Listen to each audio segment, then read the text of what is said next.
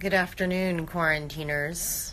I hope you're home and you didn't go out, because I hope you created enough provisions for yourself to not have to go out. This is not a vacation. This is a mandate to stay home.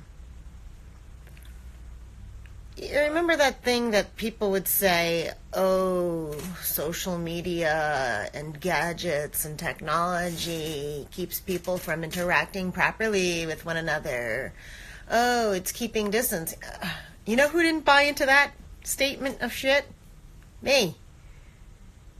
I knew we were social creatures. Social media, social this, social technology did not keep any distance from people. With all the people on the planet that exists and that are being created probably at this very second, that is not an indication of social inability to connect, inability to... People are doing it anyway, okay? So this idea now that we have to socially distance is the evidence that we were never disconnected. Ridiculous. We are so connected, it's not even funny. It's not even to be thought of as a concept that we, at one point, with our gadgets, were not socially being able to talk to one another or do whatever.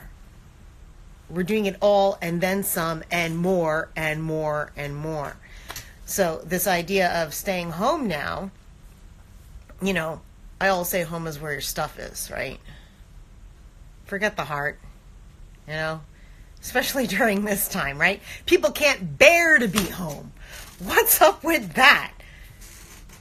Most of New York, I'm sure, has roaches. Most people I know live with their roaches,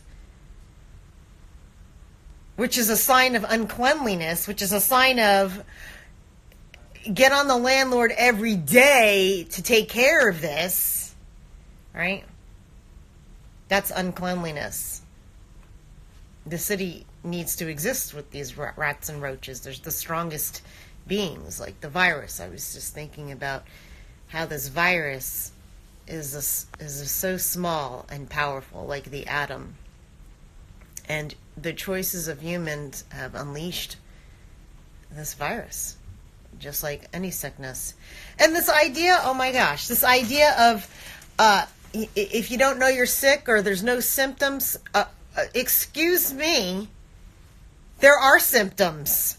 They just apparently don't make themselves known until 2 or 3 days. But this is the idea also that people don't know how to physically examine what's going on in their bodies. They're ignoring the slight headache, the slight scratchy throat. I mean, even that guy that was off that cruise ship that made that video, and the only best thing in the video he said, which a therapy that he mentioned, a therapy that he used where he took deep breaths to counteract the pneumonia he was having, and he overcame it because he was an old guy, right?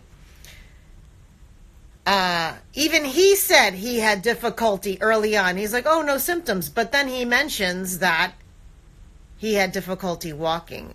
Excuse me, is that not a symptom? And this is why most people get sick, is because sick people go out because they gotta work. They gotta do things. Oh my gosh, I gotta work. Gotta go to work. Everybody else is working. Everybody else is touching. Everybody, I gotta give this person a hug. I gotta give this person an air kiss. No, you don't. No, you don't. Nobody's gotta touch. Nobody's gotta do any of that. Those are choices. Choices, and it has to do with, you know, this, an old word that nobody talks about anymore. An expression is peer pressure, right? That doesn't really exist anymore. Well, you know, I was always on the alert for that kind of thing since I was a child. And very, very non-frequently did I succumb to that. But that's what's going on now. Oh, you're going to go play tennis, you're going to go to the park. This is not a vacation. One is not supposed to be thinking of this vacation. This is history, okay? All you have to do is listen to the people that lived through the other epidemics. These are human beings that have lived through other epidemics, because epidemics exist. Just because it hasn't existed yet in our lifetime or in your lifetime doesn't mean that it doesn't exist. Existence of human choices. I got a headache. Another one. All right. I think I'm off my platform. I'm still in my pajamas. I'm lying down. And I'll talk to you later about something else. But that's what I have to say. You know, that's what I have to say about the human choices that collectively, I talked about global consciousness, it's also the collective consciousness. What we as human beings, we are representatives of one another, of each other, and we can't control one another. But messages we send and things that we do say to one another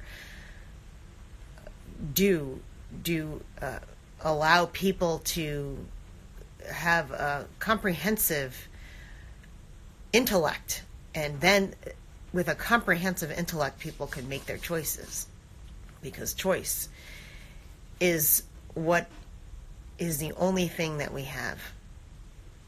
That's the freedom that we have, our choice. All right, see you later.